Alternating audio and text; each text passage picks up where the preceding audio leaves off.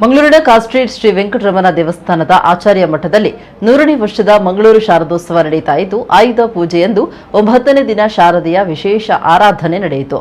ವಿಜಯದಶಮಿಯಂದು ವಿಶೇಷ ದೀಪಾಲಂಕಾರ ಹಾಗೂ ವಿಶೇಷ ಲಡ್ಡು ಪ್ರಸಾದ ಸೇವೆಯನ್ನು ಆಯೋಜನೆ ಮಾಡಲಾಗಿತ್ತು. 10,000 ತಿರುಪತಿ ಪ್ರಸಾದ, 10,000 ಕೊಲ್ಲೂರು ಮೂಕಾಂಬಿಕಾ ಲಡ್ಡು ಪ್ರಸಾದ ಹಾಗೂ 25,000 ಶಾರದೋತ್ಸವ ಸಮಿತಿಯ ವಿಶೇಷ ಲಡ್ಡು ಪ್ರಸಾದ ಕ್ಷೇತ್ರಕ್ಕೆ ಬಂತು. ಆಯುಧ ಪೂಜೆಯಂದು ವಿಶೇಷ ತೇರುತ್ಸವ ನಡೆಸಲಾಯಿತು. ಈ ಸಂದರ್ಭ ಊರ ಪರವೂರ ಭಕ್ತರು, ವಿಶೇಷವಾಗಿ ಜಿಎಸ್ಬಿ ಸಮಾಜದವರು ಭಾಗಿಯಾಗಿದ್ದರು.